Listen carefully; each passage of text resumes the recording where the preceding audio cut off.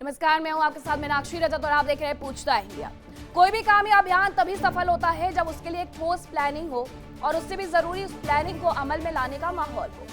Middle east जंग रोकने की दिशा में जो भी कोशिशें हो रही हैं उसमें दोनों ही चीजों का अभाव नजर आता है। दोनों पक्ष जंग रोकने के लिए बातचीत की टेबल पर आना तो चाहते हैं, लेकिन उससे पहले ही एक दूसरे को आंख दिखाने लगते हैं। लिहाजा टकराव कम होने की बजाय बढ़ते जा रहा है। मतलब स्पष्ट है कि बातचीत की टेबल पर आने से पहले किसी के पास कोई प्लानिंग नहीं है। अब कर लेते हैं माहौल की बात, जो कि सबसे जरूरी पहलू है। ध्यान दीजिएगा, ये बातचीत वहां हो रही है जो आतंक और हिंसा का गढ़ है। अब जरा सोचिए कि जहां आतंक की फैक्ट्रियां हैं, वहां किसी भी किस्म की शांति की बात आखिरकार कैसे परवान चढ़ेगी। हम ऐसा क्यों कह रहे हैं, इसको लेकर के विस्तार पूर्वक चर्चा करेंगे। अमेरिका और ईरान के बीच में जो बातचीत होने वाली है, उसे लेकर के दो लाइनें बिल्कुल फिट बैठती हैं। कोशिशें परवान चढ़ती कैसे, कोशिशों में बेवफाई है। भला कैसे बुझेगी ये आग जब बुझाने वाले ने ही ये आग लगाई है। ईरान के विदेश मंत्री अब्बास अराक्ची के नेतृत्व में प्रतिनिधि मंडल इस्लामाबाद पहुंच चुका है। अमेरिकी राष्ट्रपति डोनाल्ड ट्रंप ने अपने विशेष दूत स्टीव विटकॉफ, दामाद जेरेड कुशनर को इस्लामाबाद भेजा है, जो आज ही पहुंचेंगे। ये जानने के बाद ऐसा लग रहा है कि अमेरिका और ईरान के बीच दूसरे दौर की बातचीत होने वाली है, लेकिन ऐसा बिल्कुल है भी नहीं, क्योंकि बातचीत शुरू हो इससे पहले ही दोनों पक्षों में जुबानी जंग और ज्यादा तेज हो गई है। ट्रंप ने कहा कि ईरान को संवर्धित यूरेनियम छोड़ना होगा, अंतर्राष्ट्रीय तेल परिवहन को बाधा मुक्त करना होगा। ट्रंप ने यह भी साफ कर दिया कि यह समझौता होने तक सैन्य और आर्थिक दबाव जारी रहेगा। पेंटागन का कहना है कि अमेरिका डील के लिए हड़बड़ी में नहीं है, लेकिन ईरान के पास अच्छा सौदा करने का मौका है। इधर ईरान ने अमेरिका से सीधी बातचीत से साफ इनकार कर दिया। ईरानी विदेश मंत्रालय के प्रवक्ता ने साफ शब्दों में कहा कि अमेरिका के साथ कोई सीधी बैठक तय नहीं है। हालांकि व्हाइट हाउस ने कहा था कि अमेरिकी डेलीगेशन पाकिस्तान में ईरान के साथ सीधे शांति वार्ता करेगा। कुल मिलाकर स्थिति यह है कि बयानबाजी में टकराव है, कूटनीति में हलचल है। ईरान औपचारिक रूप से अमेरिका से दूरी बनाए रखे हुए है, जबकि अमेरिका इसी बातचीत की वापसी के लिए पेश होने की तैयारी में है। दिलचस्प बात यह है कि दूसरे दौर में यूएस उपराष्ट्रपति जेडी वेंस शामिल नहीं होंगे, तो पहले दौर में ईरानी टीम का नेतृत्व करने वाले मोहम्मद बी गालिबाफ भी इसमें मौजूद नहीं रहेंगे, क्योंकि उनकी तरफ से इस्तीफा दे दिया गया है। इससे ये बात साफ समझ में आती है कि फिलहाल इस बातचीत से कोई उत्साहजनक खबर निकल करके आने से नहीं। जो हालात हैं उससे शांति तो छोड़िए, शांति की बात पर भी संशय है। दरअसल जहां दोनों पक्ष एक दूसरे पर जुबानी तीर चला रहे हैं, तो दोनों अपनी अपनी शर्तों से पीछे हटने के लिए भी तैयार नहीं है। चलिए एक बार फिर से आपको समझाते हैं कि दोनों देशों के बीच कौन से वो बड़े बड़े मुद्दे हैं जो बातचीत की राह का सबसे बड़ा रोड़ा है। ईरान यूएस मतभेदों की जड़ हॉर्मुज स्ट्रेट अब भी है। ईरान चाहता है अमेरिका ईरानी बंदरगाहों और शिपिंग पर लगाई गई नाकाबंदी वहां से हटा ले। ईरान ये भी चाहता है कि उस पर लगे सभी आर्थिक प्रतिबंध तुरंत से तुरंत हटा दिए जाए और उसके फ्रीज किए हुए $100 बिलियन से अधिक के एसेट्स को जारी कर दिया जाए। वही अमेरिका यह भी चाहता है कि ईरान अगले 20 साल तक अपना परमाणु कार्यक्रम बंद रखे, जबकि ईरान सिर्फ 3 से 5 साल की अल्पकालिक रोक के लिए तैयार है। ईरान अपना 60% तक समृद्ध यूरेनियम सौंपने को तैयार नहीं है, और ये बात वो कई बार कह चुका है, जब चाहे वो वार्ता मस्कट में हुई हो या फिर वो वार्ता जिनेवा में हुई हो। वो पहले से इनकार करते आ रहा है, उसके बाद इस युद्ध की शुरुआत हुई। लेकिन अमेरिका को परमाणु हथियार बनाने का डर तब भी था और आज भी है। दोनों देशों के बीच में गहरा विश्वास साफ दिखाई दे रहा है। दोनों देश एक दूसरे को संदेह की नजरों से देख रहे हैं, जिसकी वजह से सीधी बातचीत मुश्किल लग रही है। इन सब के अलावा जिस देश के जरिए शांति की बात चल रही है, उसकी छवि और साख भी दोनों देशों के बीच अविश्वास की खाई को और ज्यादा गहरी कर रही है। अब आज सवाल भी यही है कि यह बातचीत सिर्फ दिखावा है या इससे कुछ फायदा भी होगा। दूसरा सवाल ये कि जब कोई भी झुकने के लिए तैयार नहीं है तो डील आखिरकार कैसे होगी। तीसरा सवाल ये कि क्या मध्यस्थ देश भरोसा बना पाएगा या मामला और ज्यादा बिगड़ जाएगा, क्योंकि ईरान ये कई बार कह चुका है कि अमेरिका की तरफ पाकिस्तान का झुकाव ज्यादा है, जबकि पाकिस्तान ने हमारे साथ सिर्फ और सिर्फ गद्दारी की, हमारे शर्तों को अमेरिका के सामने रखा तक नहीं है। ये ईरान के आरोप थे।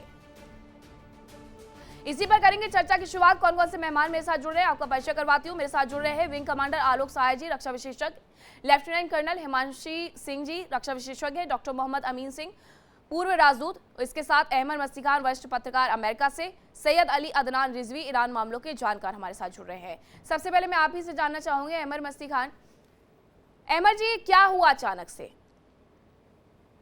ये तो विदेश मंत्री 3 देशों की यात्रा पर है, इस्लामाबाद भी जा रहे हैं, मस्कट भी जा रहे हैं, मॉस्को भी जा रहे हैं, लेकिन आनन फानन में अमेरिका से डेलीगेशन क्यों भेजा जा रहा है बातचीत के लिए? बातचीत को लेकर के तो कोई खबरें पहले से थी रही, तो क्या ये अचानक से उठाया गया एक बड़ा कदम है? देखिए, आपका शुक्रिया, नमस्कार। देखें, यहाँ पर अभी तक भी सस्पेंस है, क्योंकि आज अभी यहाँ सुबह सवेरे है, थोड़ी देर में शायद पता लगेगा कि जैरेड कुशनर और स्टीव विटकॉफ जा भी रहे हैं या नहीं जा रहे हैं। क्योंकि देखें, ईरानियों ने साफ तौर पे कहा हुआ है कि हमारा इस वक्त कोई इरादा नहीं है इस्लामाबाद जाने के लिए।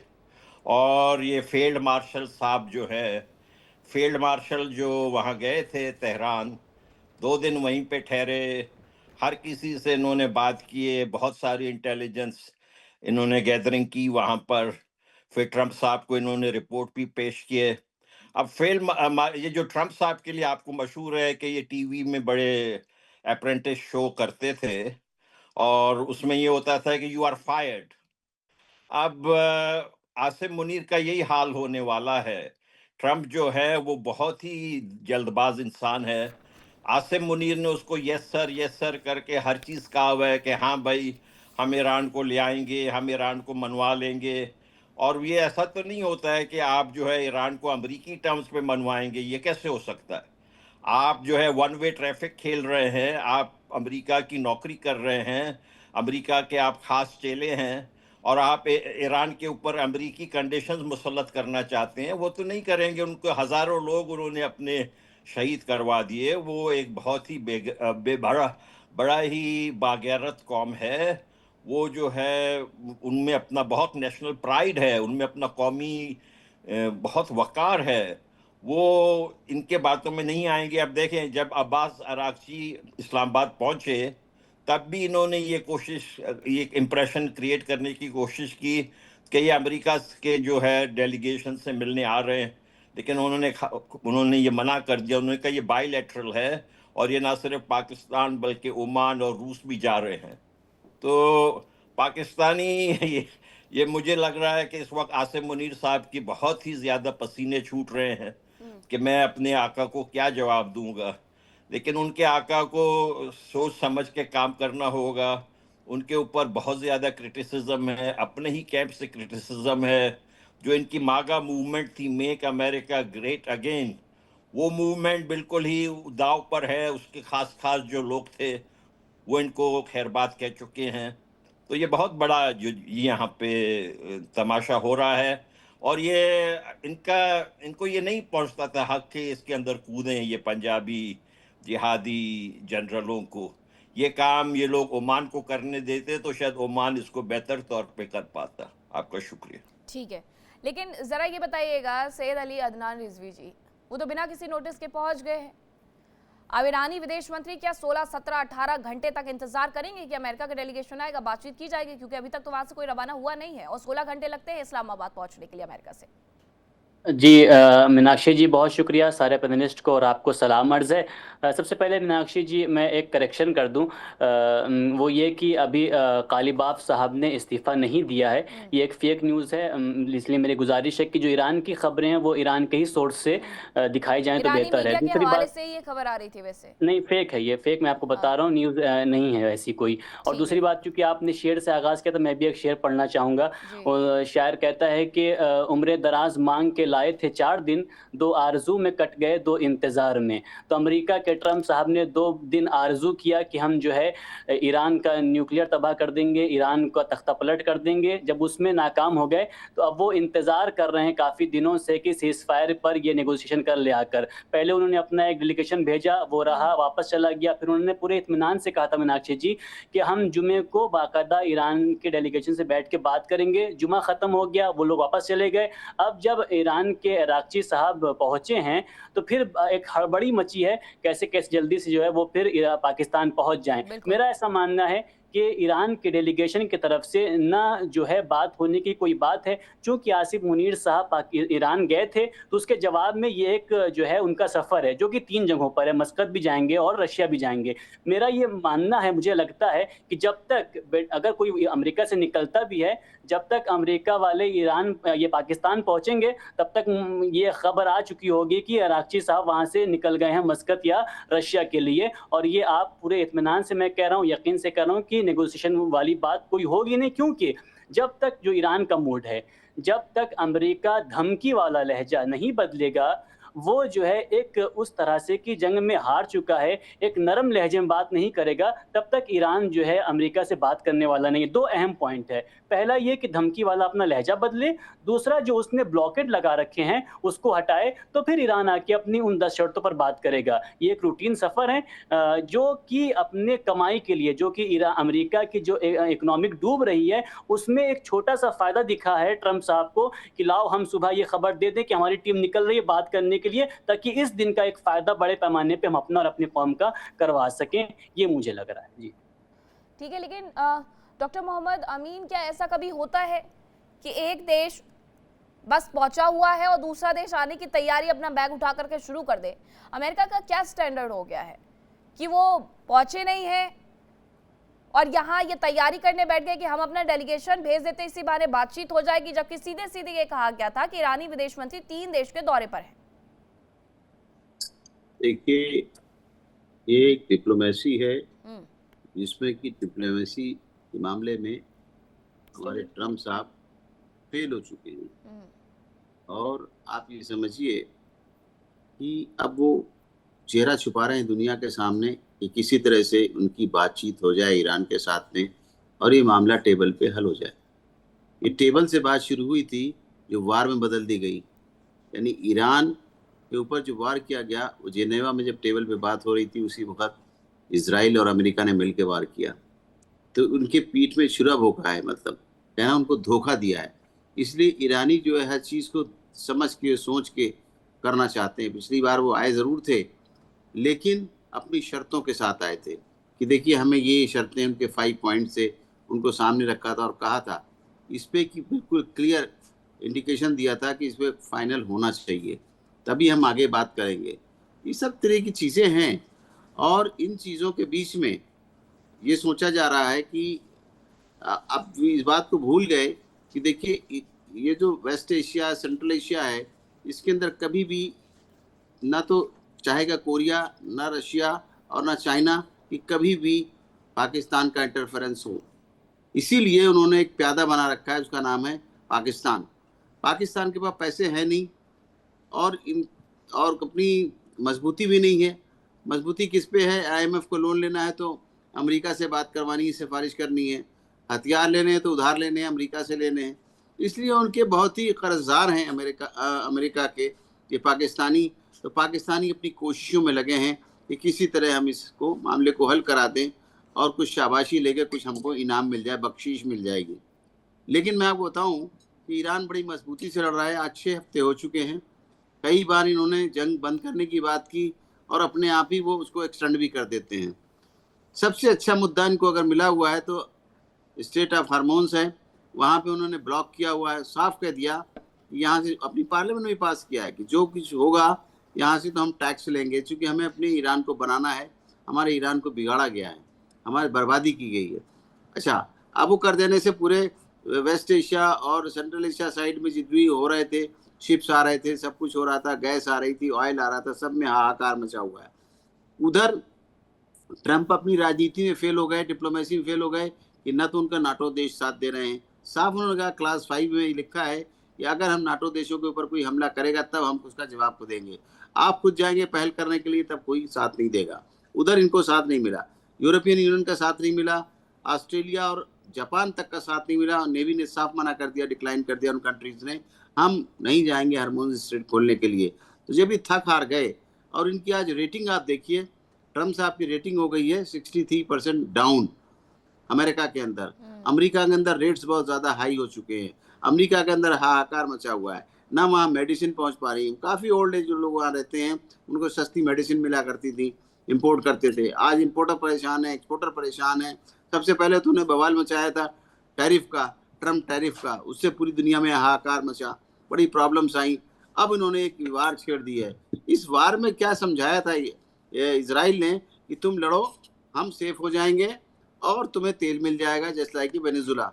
वो वेनेजुला निकला नहीं है, यहाँ पे कुछ मामला और निकला। ये उसके पत्थर तोड़ते रहे, आज तक वहाँ पर पहुँच नहीं पाए हैं। और उन्होंने कोशिश भी की तो उसमें भी इजराइल ने साफ कह दिया, उसके आईडीएफ ने, कि हम थक चुके हैं, हम ग्राउंड वार में नहीं जाएंगे, एयर स्ट्राइक आप करा लीजिए।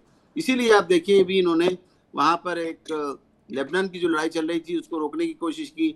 यहाँ अपना उन्होंने वार को वो दिया है, फुर्सत दी है कि कुछ दिन हम वार नहीं करेंगे, और अपने आप बढ़ाए चले जा रहे हैं, अपने आप ही डेलीगेशन भेज देते हैं, अपने आप बात करते हैं। तो इसलिए आप ये देखेंगे इस बात को कि ये परेशान है चारों तरफ से, जब करे तो क्या करे। क्यों रहने वाले हैं क्योंकि बातचीत अगर उन्हें करनी है लेफ्टिनेंट कर्नल हिमांशी जी, तो सीधे सीधे पहले हॉर्मुज से अपनी नाकेबंदी हटानी होगी। अमेरिका दादागिरी करके हॉर्मुज में अड़ गया है, दूसरी तरफ ये कह रहा है कि माइंस को यहाँ से क्लीन कर रहे हैं। अभी तक आपसे मदद किसी ने मांगी नहीं, आप मदद की पेशकश कर रहे हैं, तो नाकेबंदी करके थोड़ी होगी। नमस्कार, जय हिंद। देखिए, इसमें बहुत सारे पहलू हैं। पहली बात है, जब ईरान अपना स्टैंड साफ कर चुका है कि हम, अब तो वो कह रहा है कि हम यूरेनियम के मुद्दे पे, इन मुद्दों पे बात ही करेंगे।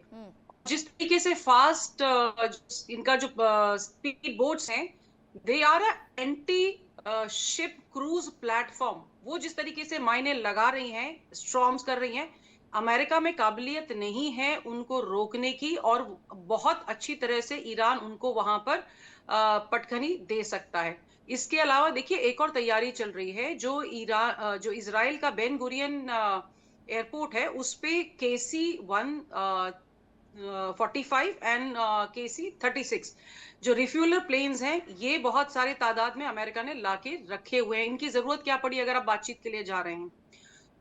एक और ये जो इन्होंने बदमाशी की है वो क्या की है, देखिए, जो अरागची साहब थे उनका प्लान बहुत क्लियर था कि वो अकेले पाकिस्तान जाएंगे, और गलीबाफ साहब का कोई प्लान नहीं था वहां जाने का। इन्होंने एक अफवाह फैला दी है, मैं पूरा ये ट्वीट्स चेक करती रहती हूँ लगातार, कि ये अमेरिका की तरफ से अफवाह फैला दी गई है कि उन्होंने रिजाइन कर दिया है। आप एक चीज देखिए, जो स्टीव विटकॉफ है, जेरेड कुशनर है, क्या ये कॉन्स्टिट्यूशनल पावर होल्ड करते हैं एक विदेश मंत्री साहब से बैठ के बात करने के लिए? बिल्कुल। देखिए, प्रोटोकॉल होता है, प्रोटोकॉल में सीनियरिटी मेंटेन होती है। अगर देश के राष्ट्रपति जाते हैं तो राष्ट्रपति साहब से मिलते हैं। अगर अरागची साहब जा रहे हैं तो क्या अमेरिका के विदेश मंत्री वहां बातचीत करने के लिए आ रहे हैं? अगर नहीं आ रहे हैं तो इसका मतलब कोई बातचीत की संभावना नहीं है। So we have to understand the protocols in the correct order. उसके अलावा देखिए, अगर बातचीत होगी तो ये प्रॉक्सिमिटी प्रोटोकॉल में होगी, जब भी होती है, क्योंकि ईरान ने बहुत क्लियरली कह दिया है कि वो डायरेक्टली बातचीत करना ही नहीं चाहता। मतलब उनकी तरफ से तो ये कि हमें तुम्हारी शक्ल ही नहीं देखनी है, वो इस चीज पे आ रखे हैं। और जिस तरह के प्रोटेस्ट ईरान के अंदर हो रहे हैं, जिस तरह से उनकी आम आवाम अपनी सेना के साथ खड़ी है, चाहे आप IRGC कहिए या वहां के अपनी जो उनकी चुनी गई जनता है, जिसको कि अमेरिका कहता है कि वहां डेमोक्रेसी नहीं है, लेकिन वहां पे प्रॉपर थियोक्रेटिक डेमोक्रेसी है। भाई, लोग चुने जाते हैं, वहां इलेक्शंस होते हैं, आप ऐसे सिरे से नकार नहीं सकते। उनका अपना सिस्टम है एक चीज को करने का। तो वहां पर जो लोग हैं, जिस तरीके से मिसाइलों को, खुर्रम शहर को और बाकी मिसाइलों को लाकर जिस तरीके से इनकी आम जनता आ रही है सड़कों पे, और ये उस समय हो रहा है जब युद्ध का साया सबके सर पे मंडरा रहा है, तो इस आवाम की जो ब्रेवनेस है उसको दिखाता है। तो जब एक देश की आवाम खुले आम सड़कों पे आ रही है और कह रही है कि हमें अब खामेनेई साहब की शहादत का बदला चाहिए, बाकी चीजें बाद में देखेंगे। देखिए, ऐसा नहीं कि ईरान का नुकसान नहीं हो रहा है। खार्ग आइलैंड पे जितना ये तेल निकालते थे, वो पूरी कैपेसिटी इनकी भर चुकी है, क्योंकि देखिए उसको बेचना भी है, वो उतना उस तादाद में तेल नहीं बेच पा रहे हैं। और जिस तरह से इनका इंफ्रास्ट्रक्चर जो डैमेज हुआ है, वो भी बहुत बड़ी बात है। लेकिन बनिस्बत इसके देखिए जो कंट्री लगातार सैंक्शंस दर सैंक्शंस झेलता आया है, उसके बाद अगर वो खड़ा हुआ है तो इसका मतलब उसमें कहीं ना कोई एक मॉरल पावर है, एक एथिक्स की पावर है, और मिलिट्री पावर तो देखिए भले ही उनकी मिसाइलें खत्म हो गई, लेकिन कह रहे हैं हम 50% तो अभी भी रखे हुए हैं। तो अमेरिका जो दबाव बनाने की लगातार कोशिश कर रहा था, वो दबाव ईरान पर काम नहीं कर रहा है। अब एक और दूसरी बात है, देखिए जो वॉर पावर्स होती है जिसके लिए सैंक्शन लेना पड़ता है, 60 डेज का डोनाल्ड ट्रंप को मिला हुआ था 2 मार्च से लेकर 2 मई तक का, जिसकी मियाद अभी खत्म होने वाली है। अगर ज्यादा ये खींचते हैं तो उसको 30 दिन और खींच पाएंगे बिना कांग्रेस के अप्रूवल के। लेकिन देखिए जी, युद्ध में लगता है पैसा। वो पैसा क्या डोनाल्ड ट्रंप अपनी जेब से भरेंगे? उसके लिए इनको कांग्रेस से सैंक्शन की जरूरत है। तो ईरान तो अपने घर में बैठा हुआ है। अब इनको अगर सैंक्शन नहीं मिलता है तो वहां से बिना परमिशन के क्या ये उस दोबारा युद्ध में अपने आप को डालना चाहेंगे, जबकि इनकी अप्रूवल रेटिंग जो है वो नीचे गई है। इनके खिलाफ प्रोटेस्ट हो रहे हैं। इनके खुद के डेमोक्रेटिक वाले जो लोग हैं, वो रिपब्लिकन वाले जो लोग हैं, वो बिल इनके लिए लेके आ रहे हैं कि इनको भाई आप बोलो कि मानसिक तौर पे विक्षिप्त हो गए, इनको हटाओ। सो Donald Trump is facing a lot of internal crisis, external crisis. Spain जैसा छोटा देश है जिसने मना कर दिया कि आप हमारे एयर स्पेस को इस्तेमाल नहीं करेंगे। मेलोनी अलग इनको धमका रही है। So Trump is in a very critical state. I am not saying कि ईरान बहुत पावरफुल है इस समय, लेकिन ईरान बहुत क्लियर है कि वो इनकी शर्तों पे तो बिल्कुल नहीं मानेगा, स्पेशली जब ईरान उनके को एटलीस्ट ये तो पता है हिमांशु जी कि what he wants, what they wants. Iran is very clear, what they want they know very well. लेकिन इनका कोई अता पता नहीं है कि अमेरिका को चाहिए क्या, अमेरिका को करना क्या है। अमेरिका कल भी कंफ्यूज था जब युद्ध की शुरुआत नहीं की।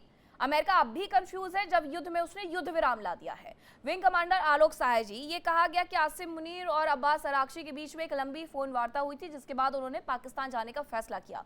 हालांकि उसके साथ साथ वो ओमान भी जा रहे हैं, रूस भी जा रहे हैं, लेकिन पाकिस्तान अचानक से पहुंच जाना है, कुछ तो रणनीति रही होगी इसमें भी। में ज्यादा थोड़ी क्लैरिटी सबको मैं दे दूं कि वार्ता किस तरह की हो रही है। ईरान ने बहुत ही साफ साफ बोला था कि वो सीधे या अपरोक्ष रूप से भी अमेरिका से बात अभी नहीं करेगा। अराक्ची साहब वहां गए हैं पाकिस्तान में कुछ बातचीत होने के बाद, और ये बात दोनों तरफ से साफ की गई है कि वो अपनी राय शेयर करेंगे जनरल मुनीर से, और पाकिस्तान को ईरान ने अपना ओपिनियन दे दिया है। उसके बाद से अराक्ची वहां से आगे बढ़ जाएंगे, वो ओमान और फिर रूस जाएंगे।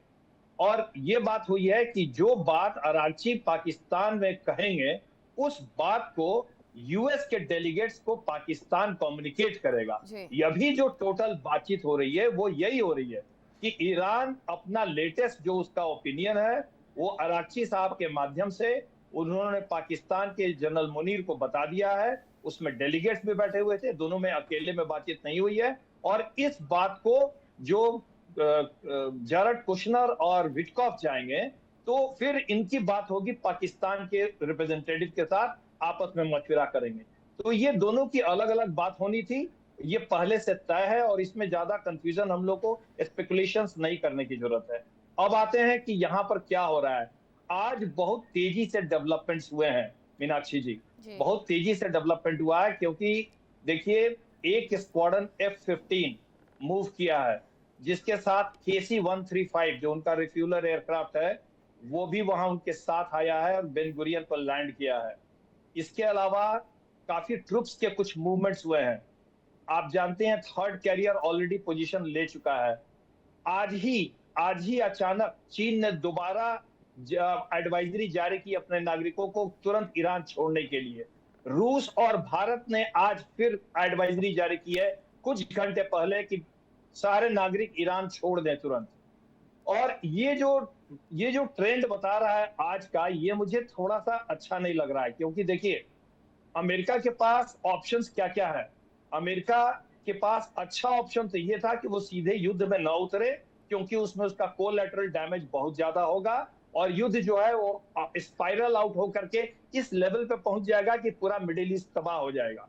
तो अच्छा, अमेरिका के लिए तो अभी बहुत अच्छी स्थिति थी कि उसने जो है ब्लॉकेड लगा दिया है और वो स्क्वीज करे ईरान को ज्यादा से ज्यादा, ताकि ईरान जो है टूट जाए फाइनेंशियली और वो टेबल पर आने के लिए बाध्य हो जाए, वार्ता के टेबल पे। लेकिन इसमें एक दूसरा पहलू ये है कि जितना ही लंबा ये ब्लॉकेट चलेगा, तेल की कीमतें बढ़ेंगी, महंगाई बढ़ेगी पूरे विश्व में, अमेरिका पर दबाव पड़ेगा उतना ही ज्यादा। दूसरी बात यह है कि अमेरिका को वहां पर इतने अपने आर्म्स एमिनिशन और डिप्लॉयमेंट को सिर्फ मेंटेन करने के लिए 1 से 2 बिलियन डॉलर पर डे लग रहा है। वो कितने देर तक वो इसको झेल पाएंगे। तीसरी बात जो भी बात हो रही थी कि सीनेट के अप्रूवल की, अमेरिका ने बहुत ही प्लान्ड तरीके से मुनीर साहब को और शरीफ साहब को मोहरा बना करके इस पर बातचीत करके और ये सीज फायर किया है, क्योंकि as per American constitution 60 days से ज्यादा अमेरिकन प्रेसिडेंट किसी वार को कंटिन्यू नहीं कर सकता बिना सीनेट के अप्रूवल के। तो वो 1 महीना से ज्यादा हो चुका था। दूसरी अब ये जो है दूसरी बार अगर युद्ध होता है तो फिर वो 60 दिन के लिए स्वतंत्र है कहीं भी युद्ध करने के लिए। तो ये सारे इम्प्लीकेशंस है, अगर हम इसके अंदर में जाके देखेंगे तो हमको बहुत सारी चीजें क्लैरिटी के साथ दिखाई देंगी। एक और चीज मैं कहना चाहूंगा जो बार बार गलत तरीके से पेश किया जा रहा है विभिन्न चैनलों पे कि अमेरिका ने लगा दिया, अमेरिका ने ब्लॉकेट लगा दिया, अमेरिका ने ब्लॉकेट लगा दिया। जी नहीं, अमेरिका ने ब्लॉकेट लगाया ईरान के ब्लॉकेट के बाद। बातचीत ये हुई थी, एग्रीमेंट हुआ था कि इजराइल जो है वो लेबनान में स्ट्राइक बंद कर दे और जो ईरान है उसके बदले में स्ट्रेट ऑफ हॉर्मुज को खोल दे।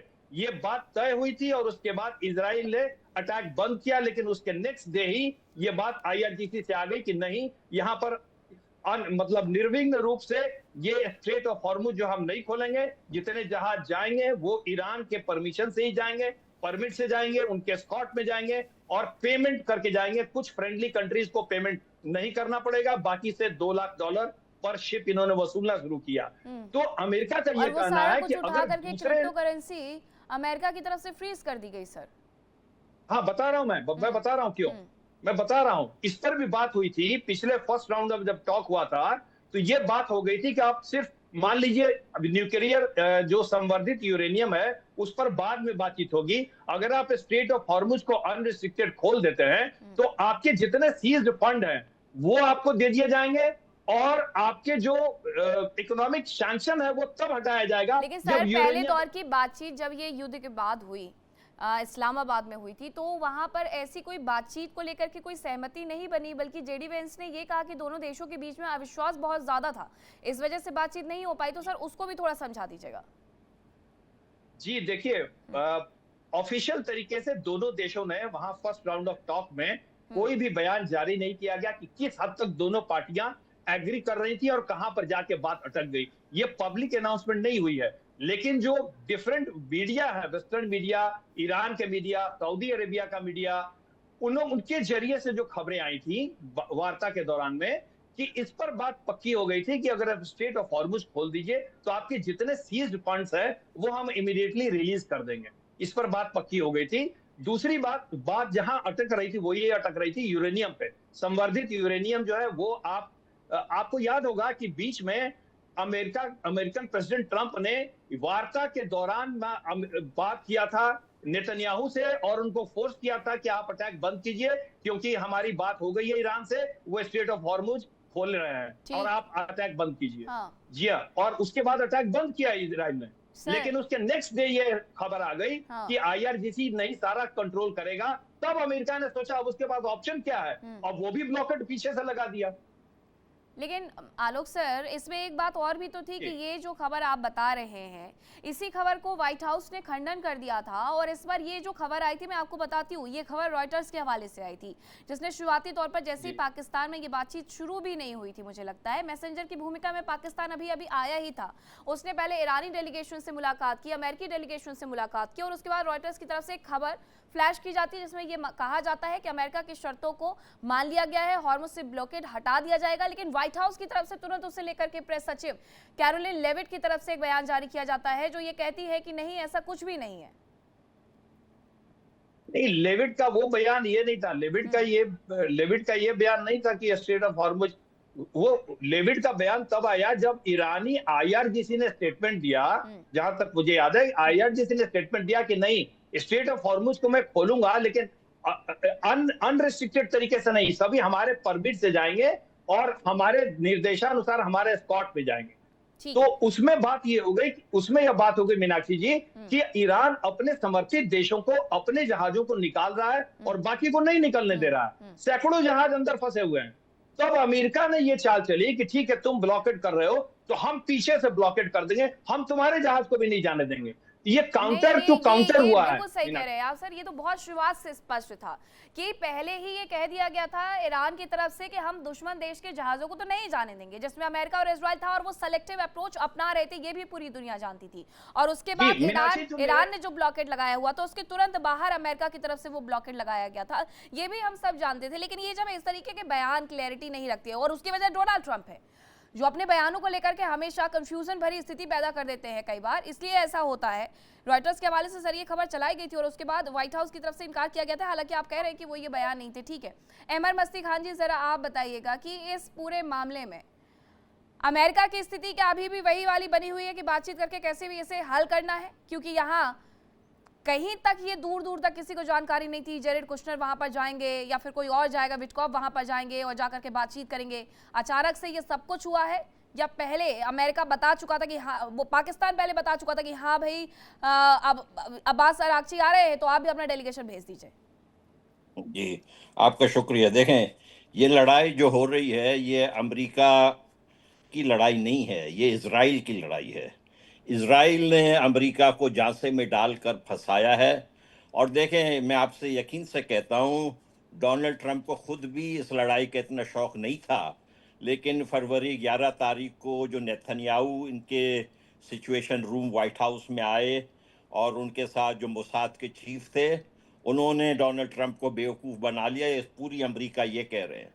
और दूसरी बात मैं आपसे कहूँ, देखें, पहले भी इजराइल ने अमेरिका को हमेशा इस्तेमाल किया है, लेकिन पहले कभी इस किस्म से नाराजगी अमेरिकियों में नहीं थी।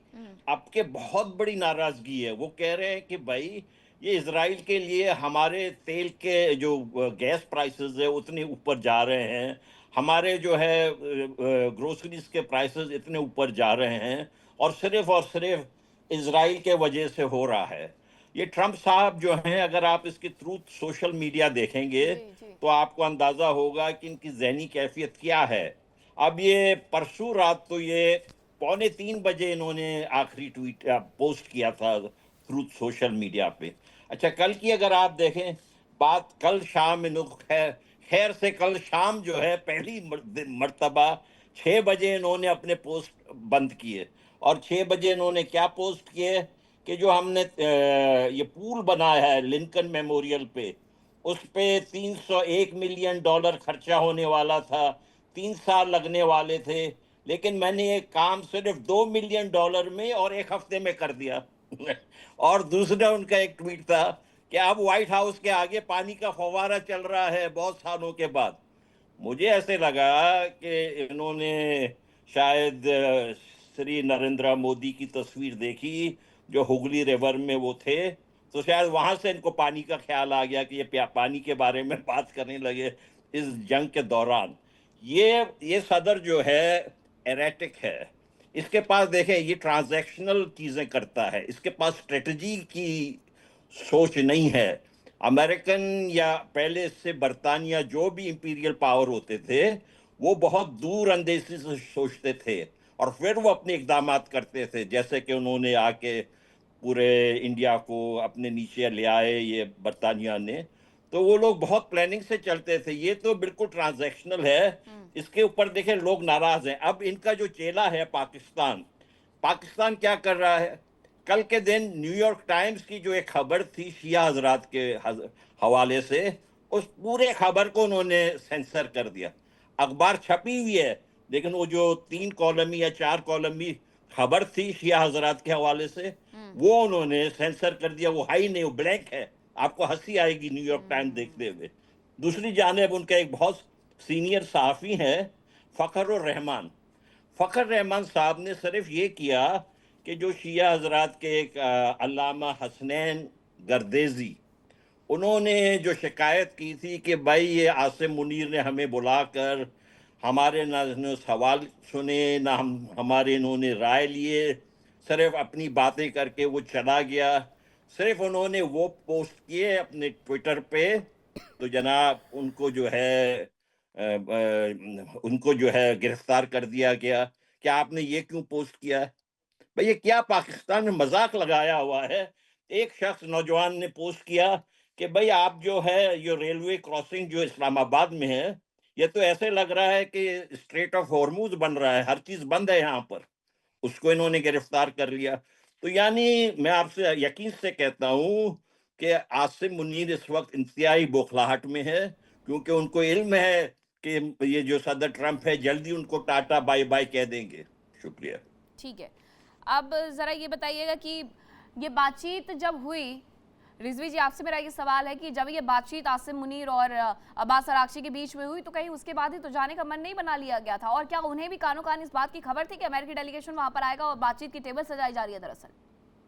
जी, जब आसिफ मुनीर साहब ईरान आए थे अपने सफ़र में जो उस टाइम, तो उसी टाइम से ये बात कहीं ना कहीं थी और वो दावत देकर गए थे कि उनमें से कोई ना कोई एक कौन जाएगा, चूँकि अरागची साहब उस ओहदे पर है, फॉरेन मिनिस्टर हैं। तो उस टाइम से तय था कि ईरान की तरफ से अरागची साहब पाकिस्तान जाएंगे। इसके जवाब में उनका ये 3 दौरा जो सफ़र था उसमें तय था। लेकिन हाँ, ये कहीं से भी खबर नहीं थी कि अमेरिका जो है वो इस डेलीगेशन को इसका फ़ायदा उठाकर कहेगा कि हाँ हम भी अपना डेलीगेशन भेज रहे हैं, क्योंकि ईरान की तरफ से शुरू से ही आपने अगर देखा हो, जब से दूसरे दौर की बातचीत का बात शुरू हुई है, शुरू से ही ईरान ने कहा है कि हमें बात नहीं करनी है, क्योंकि जो है हमारे जो प्री कंडीशन है उसको पहले आप मानिए। और इसीलिए जब ट्रंप साहब ने ट्वीट किया कि हम बात करने जा रहे हैं, बात करने हमारा डेलीगेशन पहुंच गया है, तो बारहा उसको ईरान ने मना किया। यहाँ तक कि जब ये कहा कि अभी हमारा डेलीगेशन वहां पहुंच चुका है, जिसमें बड़ा अच्छा, एक बात और इसमें स्पष्ट करिएगा रिजवी जी, ये बात तो आपकी स्पष्ट हो गई, समझ गए हम कि क्या संसद अध्यक्ष बी गालिबाफ की तरफ से शांति वार्ता दल के प्रमुख से इस्तीफा दिया गया है, ये बस बता दीजिए। जी, बिल्कुल, मैंने इसके बारे में आपसे कहा कि ये सिर्फ और सिर्फ जो है अमेरिकन नैरेटिव है कि ये बात अफवाह के तौर पर फैलाई जाए, ताकि जो है एक फ़ायदा उठाने की कोशिश की जाए, वरना तो कोई ऐसा ना तो इस्तीफा है और बल्कि एक दलील है, एक जो है हमारे पास दलील है कि अगर बिलफर्ज नेगोशिएशन की कोई ऐसी बात होती तो आप ये मान के चलें कि अमेरिका के लिए अरागची साहब न जाते बात करने के लिए ईरान की तरफ से, बल्कि गालिबाफ साहब का होना उसमें ज़रूरी था। उनका ना होना बता रहा है कि ये एक तो पहली बात कि डेलीगेशन जो है वो नेगोशिएशन के लिए नहीं गया है।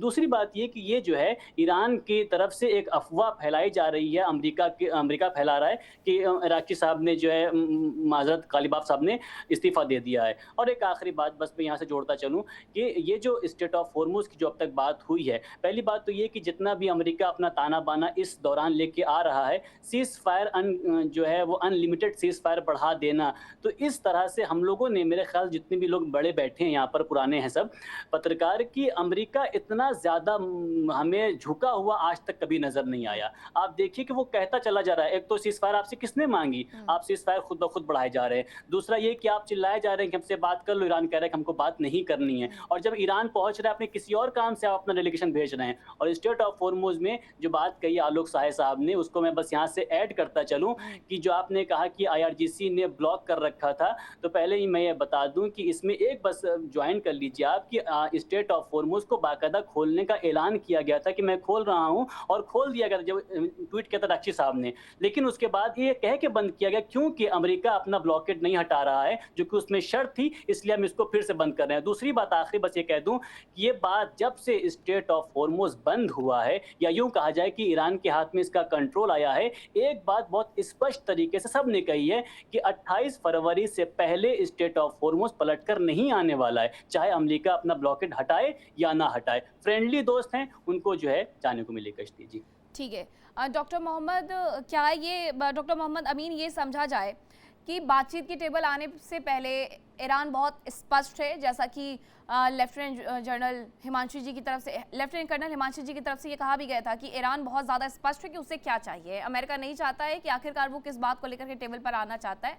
ठीक है, कुछ बातों पर वो भी अड़िग है कि उसे ये चाहिए कि आप इनरिच्ड यूरेनियम दे दीजिए, लेकिन बातचीत पे टेबल पर आने से पहले आपने उनकी जो ये सैंक्शन और ज़्यादा बढ़ा दिए, उनकी बिटकॉइन को उन्होंने $344 बिलियन के उसे फ्रीज कर दिया है, तो उसके बाद क्या बातचीत की टेबल से कुछ भी पॉजिटिव निकलने की उम्मीद है?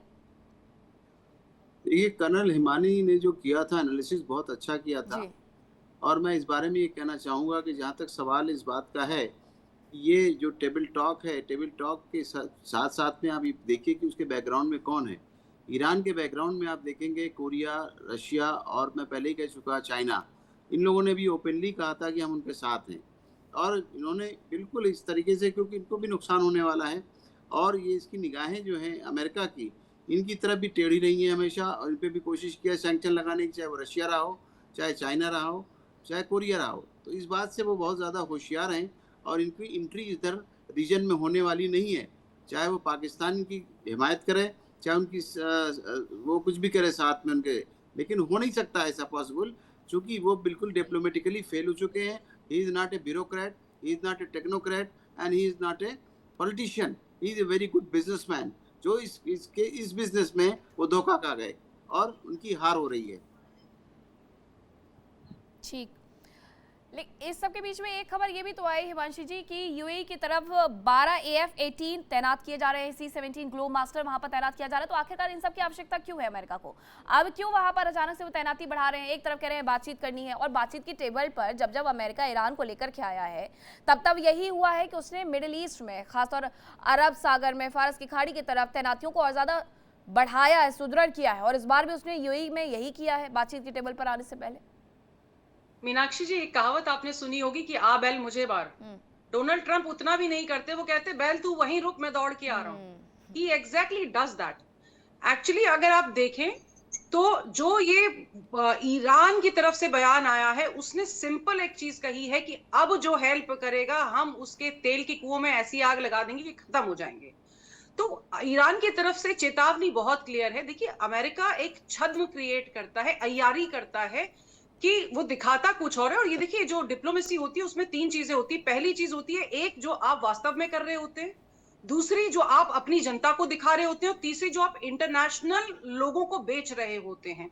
और तीनों में फर्क होता है, that is what is diplomacy. Because आपने अपने देश में अब वोट चाहिए तो एक परसेप्शन क्रिएट करते हैं, आपको बाहर अपनी एक छवि बनानी है इंटरनेशनल, उसके लिए एक परसेप्शन क्रिएट करते हैं, और एक होता है जो बैक चैनल डिप्लोमेसी चल रही होती है, वो होती है। अब अमेरिका के साथ में ईरान की बैक चैनल डिप्लोमेसी जो है वो बहुत कम हो गई है।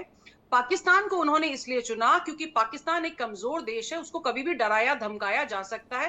एंड थैंक गॉड पाकिस्तान इसमें मीडिएट करने की कोशिश कर रहा है या उसको चुना गया है, क्योंकि कोई भी अगर पावरफुल देश होगा तो वो डोनाल्ड ट्रंप जैसे बड़बोले इंसान के साथ में जो मुकर जाते हैं वो शायद नेगोशिएट नहीं कर पाएगा। ओमान पुराना खिलाड़ी है, ओमान को एग्जैक्टली आता है कि क्या कहना है क्या नहीं कहना है, तो ओमान भी इसके लिए एक अच्छी चॉइस है। जहां तक डोनाल्ड ट्रंप का सवाल है, मैंने जैसे पहले कहा था कि फ्यूलर्स आज बेन गुरियन एयरपोर्ट पे खड़े हुए हैं। इन्होंने साउथ कोरिया से और बहुत सारी जगह, जापान से भी इन्होंने अपने थर्ड और कितने सारे सिस्टम्स निकाले हैं। तो इनको ये एक चीज बहुत क्लियर है कि ईरान झुकेगा नहीं, और ईरान की तरफ से अगर वार होगा तो जो इनके लिए पिछली बार भी अपना जो जान बचानी मुश्किल पड़ गई थी, और अगर अब जो मिसाइलें निकलेंगी वो पहले से नेक्स्ट जेन निकलने वाली हैं, तो वो भी बहुत पावरफुल होंगी। कल परसों अमेरिका की तरफ से एक परीक्षण किया गया था, उन्होंने डिकॉय मिसाइल्स अपनी तरफ से भेजी थी, डिकॉय ड्रोन्स भेजे थे, जिनको ईरान के जो सिस्टम्स हैं उन्होंने तबाह किया था। और ये सिर्फ ये देखने के लिए था कि क्या ईरान में कोई इस समय सिस्टम ऐसा मौजूद है जो अगर अमेरिका हमला करता है तो उसको खत्म कर सकता है या काउंटर कर सकता है। और ये चीज वाकई में हुई, अमेरिका ने टेस्ट किया है। तो अमेरिका दोनों चीजें कर रहा है, वो बहुत, जैसा मैंने कहा, बिला रहा है वो बात करने के लिए ईरान से, और ईरान बात कर नहीं रहा है। और ईरान बहुत क्लियर है। देखिए, अमेरिका गोल पोस्ट लेके भागता है, ईरान तो वही है ना। ईरान ने पहले भी कहा था, जितनी बार उसकी बातचीत हुई है उसने अपनी चीजें बहुत क्लियर रखी है। अब एक चीज जो ईरान ने ऐड की है वो ये है कि नाउ आपको न सिर्फ हॉर्मुज को खोलना है, बल्कि आपको हमारे जितने भी फ्रोजन एसेट्स हैं उनको डीफ्रीज करना है, जो कि एकदम से नहीं होगा। देखिए, ये चीजें धीरे धीरे होती है, इसमें समय लगता है, लेकिन अब इस चीज पे भी ईरान अड़ गया है कि आपको हमारे एसेट्स डीफ्रीज करने पड़ेंगे। जो डोनाल्ड ट्रंप की बात है, देखिए वो सुबह क्या कहते हैं, शाम को क्या कहते हैं, ही इज टोटली अनरिलायबल। उनकी किसी बात पे भरोसा नहीं किया जाता। और ईरान इनसे परसेप्शन के गेम में भी बहुत आगे निकल चुका है। जो एक वेस्टर्न मीडिया ने जो एक नैरेटिव क्रिएट किया था कि ईरान खत्म हो गया, और डोनाल्ड ट्रंप बार बार एक बयान दे रहे थे ना कि दे हैव बीन ऑब्लिटरेटेड। तो अगर वो ऑब्लिटरेटेड है तो आप क्या गिल्ली डंडा खेलने आ रहे हो हॉर्मुज में? Why are you getting so many people? So please understand, अगर आप उनकी फास्ट अटैक बोट्स के लिए कह रहे हैं कि उनको देखते ही गोली मार दी जाएगी, तो भाई अगर उनकी बोट्स में कैपेसिटी नहीं है तो आप क्यों अपने जहाजों को लेके आ रहे हैं? आप डब्ल्यू बुश को भी ले आए हैं। नहीं, छोटी तो छोटी बोट्स के लिए लेट्स बिल्कुल सही अंडरस्टैंड पॉइंट है आपका कि छोटी छोटी बोट्स के लिए अब आपको सीधे सीधे वॉरशिप्स उतारने की जरूरत पड़ रही है। अहमद मस्ती खान जी, आप कुछ कह रहे थे, प्लीज कंप्लीट, फिर मैं डॉक्टर सहाय के पास जाऊँ, सहाय जी के पास। जी हाँ, बहुत शुक्रिया। देखिए, मैं एक चीज़ अर्ज करना चाहता हूँ, ये बहुत इम्पोर्टेंट बात है। ये जंग जो शुरू हुआ, इसमें यूनाइटेड अरब एमिरेट्स ने अपने $3.5 अरब जो हम पाकिस्तान को दिए हुए थे कर्जे पे, उनको खुद ज़रूरत पड़ी तो उन्होंने मांग लिए। जब उन्होंने ये मांग लिए, आज हर रोज़ आप उनके ISI के प्रोपेगेंडा देखें, वो यूएई के पीछे हाथ धो के लग गए हैं। भाई, ये पाकिस्तान अजीब किस्म का बेकारी मुल्क है। कोई बेकारी होती है ना, वो आके आपसे भीख मांगते हैं, अगर आप उनको भीख ना दें तो गाली देने लगते हैं। ये उस किस्म का रियासत है पाकिस्तान। अभी वहाँ पे क्या खबर निकली है कि आसिम मुनीर साहब जो हैं, शक कर रहे हैं कि आसिफ जरदारी ने यूनाइटेड अरब एमिरेट्स को कहा कि अपने पैसे ले लें, और आसिफ जरदारी इतने ज्यादा प्रेशर में है कि आज वो चाइना चले गए हैं कि चीनियों को कहें कि भैया इस पागल से मेरी जान बचाएं। शुक्रिया। ठीक है, थैंक यू। जी जी, विंग कमांडर सर, आपसे सवाल ये है कि पूर्व में गृह मंत्रालय संभाल चुके अहमद वहीदी के रोल को लेकर के भी तमाम सवाल खड़े हो रहे हैं।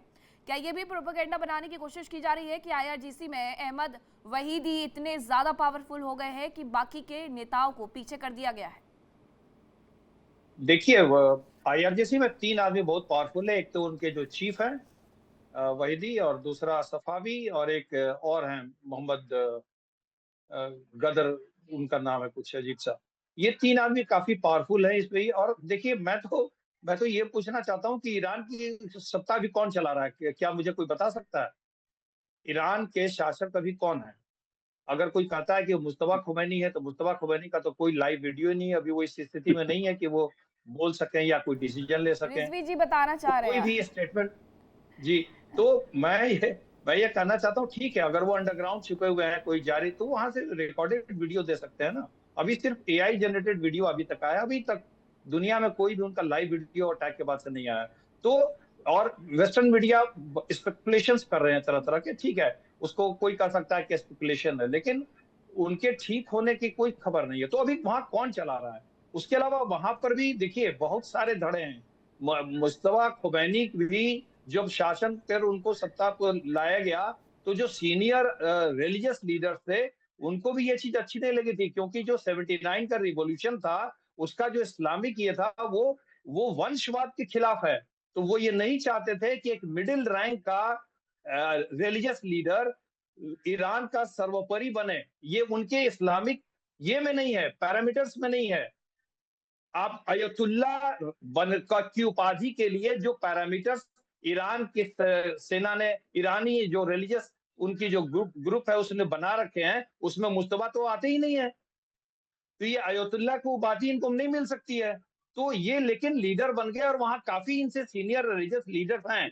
उसके अलावा आप देखिए पॉलिटिकल लीडरशिप में पेजेश्कियान है, अरागची है, कौन चला रहा है वहां? Who is the leader of Iran as on date? ये बहुत ही संशय की स्थिति है अभी वहां पे। देखिए, टोटल सेंसरशिप है, प्रेस परमिटेड नहीं है, 57 दिन हो गए इंटरनेट परमिटेड नहीं है। आप देखिए वहां पर अरेस्ट हो रहे हैं, 155 लोग कल अरेस्ट हुए हैं। ऐसी अब लोग इसको डिनाई कर देंगे कि नहीं, ये झूठ की अफवाह है। तो आप अगर डिनाई करते हैं तो आप लोगों को वहां परमिट तो कीजिए, आने दीजिए, देखने दीजिए कि क्या हो रहा है ईरान में। इंटरनेट तो कम से कम खोलिए, वो भी नहीं आप खोलने देते हैं। एक किसी ने स्टारलिंक का वहां यूज करवाया, एक जर्नलिस्ट ने, तो उसको अरेस्ट कर लिया गया। तो आप इस तरह का सेंसरशिप लगा करके, और IRGC के लीडर जब उस देश को चला रहे हैं, ऐसे देश से थोड़ी सी मुश्किलें आएंगी नेगोशिएशंस में भी और देश को आगे बढ़ाने में भी। ये जब तक कि ईरान में एक पॉलिटिकल लीडरशिप सही ढंग से नहीं एस्टेब्लिश हो जाती है, तब तक अभी वहां बहुत ही संशय की स्थिति बनी रहेगी, ऐसा मैं मानता हूं। जी बिल्कुल, अमेरिका की तरफ से भी तो यही कहा गया है। अमेरिका कह रहा है कि हमें किससे बातचीत करनी है? डोनाल्ड ट्रंप का बयान था कि ईरान देरी कर रहा है, हमें नहीं पता कि हमें किससे बात करनी है। उन्हें नहीं पता कि देश में नेता कौन रह गया है। वो कह रहे हैं हमें नहीं पता ईरान में नेता कौन है, सत्ता परिवर्तन हो चुका है, खामनेई और टीम के अन्य लोग मारे गए हैं, दूसरा ग्रुप आया वो भी मारा गया, तीसरा ग्रुप है, उन्हें भी अपनी जान की चिंता सता रही है। तो हम तो यही नहीं समझ पा रहे कि आखिरकार हमें बातचीत किससे करनी है। रिजवी जी, आप जवाब देना चाह रहे थे। बस एक असली जवाब तो साक्षी जी अच्छा बोलती हैं वो देंगी। बस मैं यही कहना चाहूँगा कि जो आपने ट्रम्प साहब का ट्वीट पढ़ दिया है मीनाक्षी जी, बस उसी को आलोक साहे जी पढ़ रहे थे। उनकी खुद की ये बयान नहीं था, वो ट्रम्प साहब ने जो कह दिया उन्होंने सुन के उसको बयान कर दिया। तो वहाँ पर ये कोई पहली बार नहीं है। मुझे लगता है गलत बात है। आप बताइए ना, मुस्तफा खामनेई कब आए बाहर? हर कोई जानना चाहता है कि मुस्तफा खामनेई कहाँ है। आप मुझे एक बात बताइए कि बी गालिबाफ सड़कों पर उतरे, अब्बास अराक्ची सड़कों पर उतरे, मसूद पेजिशकियान सड़कों पर उतरे।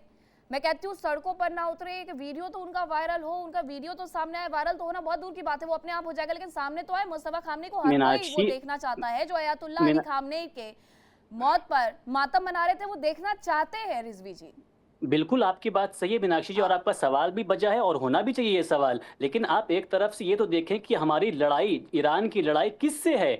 अमेरिका, इंटेलिजेंस, तमाम चीज़ें इस वक्त आयतुल्लाह मुज्तबा खामनेई साहब का महफूज रहना ज़रूरी है। अगर वो भी सामने आ जाए मिसाल के तौर पर, तो जो नेतृत्व है, जो लेके आगे बढ़ रहे हैं, उसको फिर कौन संभालेगा? IRGC मुकम्मल तौर पर ये 1000 बार बयान दे चुकी है कि हम डायरेक्ट लिंक में हैं उनके, मुज्तबा खामनेई साहब के कहने पर हम काम कर रहे हैं। अब हम वलो ये बात ना कहें, हम कह दें कि नहीं IRGC का बयान है, हम क्या करें इसके लिए। और जहां तक आलोक साहे साहब ये कह रहे हैं कि इंटरनेट बंद है, मैं रोज वहां की अपडेट लेता हूं। मेरे दोस्त तमाम लोग वीडियोस, जो लाखों लोग खड़े हैं जिनके दरमियान मिसाइल्स पहुंचाई जा रही हैं, जो पब्लिक अभी वो बता रही थी जी, मैं भारत में हूँ, इसीलिए यही तो मैं कहना चाह रहा हूँ कि जो आलोक साहे जी कह रहे हैं कि इंटरनेट बंद है, तो वो कैसे मुझ तक पहुंच रही हैं? हवा वाई उड़ के आ रही हैं। मैं आपको भेज दूंगा, आपकी टीम को, आपके POC को भेज दूंगा। छोटा सा जवाब ले लेती हूँ आलोक जी से, फिर उसके बाद करते हैं समाप्त। जी, मैं ये बताना, पहली बात इन्होंने जो बोली ना कि मैं उनका ट्रम्प साहब का ट्वीट, जी नहीं, आप किसी